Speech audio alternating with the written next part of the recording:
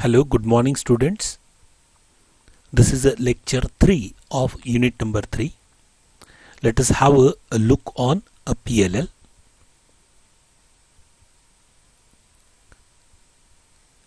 We have to, in earlier lecture, that is in lecture 2, we have seen PAL, okay, and we have to go for an advanced PAL, which is also called as simple PLD. This we have seen in the earlier lecture. That's why I will go fast through this, and I will directly go to the 16L8, 16R8.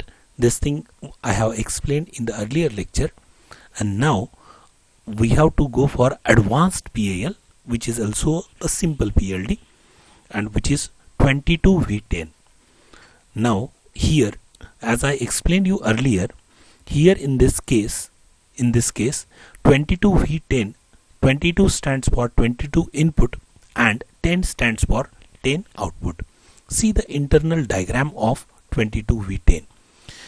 This 22V10 has 22 inputs and its complement means total 44 vertical lines.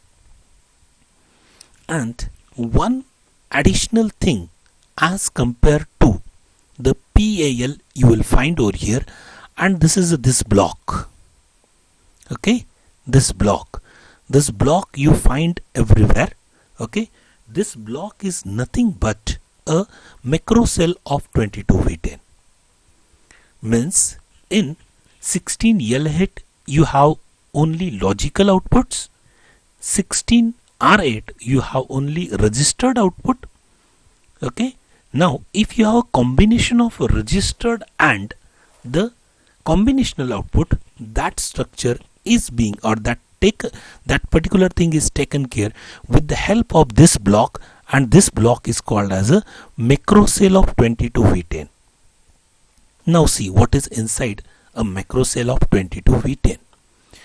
If you see this diagram, now in this diagram, whatever this part you are going to see, this part is nothing but a AND array, previous AND array, which has a vertical lines.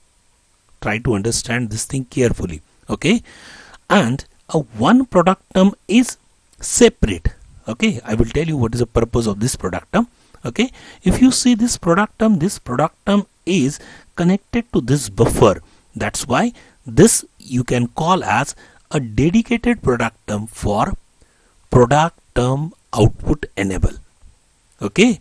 Means you can enable the output with the based on a certain product term. That also you can do like that, okay. What is inside this? You can see inside this there is one flip-flop also over there, and two this one and this one, two muxes are over there, okay. If you see this mux carefully, you will come to know that this OR array, this is a OR array, okay. On of this OR array you can have a direct output and a complement of that, okay. And this output of an OR array is going to the D flip-flop. This is Q and this is Q bar, okay. This is Q and Q bar, and this mux is being controlled by two inputs, that is S0 and S1, okay. It is being controlled by S0 and S1. And if you see this particular mux, then this mux is going to decide this IO pin will work as an input or output. This particular mux will decide that, because if you see that this is going to again inside the AND array, okay. This is again going inside the AND array, and what will be going inside an AND array?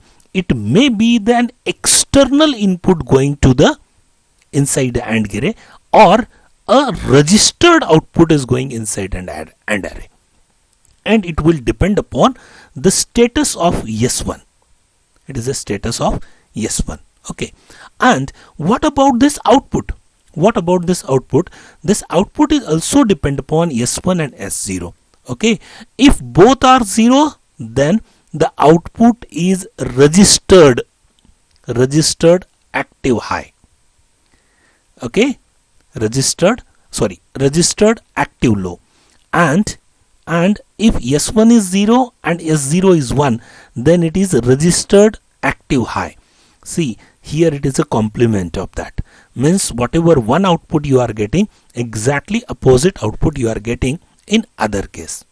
Okay, and whereas this below 2, if you see this below 2, these are the registered output.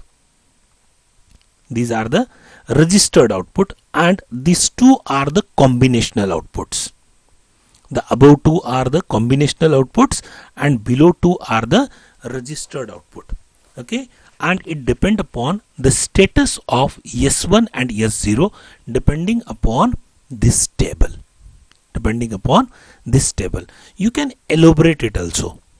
See over here you will understand all the conditions shown. Okay, all the conditions shown. If S0 is 0 and S1 is 0, in that case whatever the thing happen, it will go through the registered output. This is a registered output. This is also a registered output, that is a registered active high. This is a registered active low. And here when S0 is 0 and S1 is 1, in that case you got a combinational output. Okay, this is a macro cell configuration options which are available over here. Okay, and the extended version of this macro cell will be available in our CPLD. And once you understand this, what is a registered output, what is the role of this flip-flop, how this AND array is working, how this OR array is working. In this case the OR array is not programmed, but CPLD is a complex programmable logic device, and it must have a complex working of this also. And in that case it should offer us a programmable OR array also. Okay, it should have programmable OR array. Not actually, the term which is being used in case of CPLD is not programmable OR array, rather it is a product term allocator. That particular term is being used over there, that we will see in the next class. Thank you very much.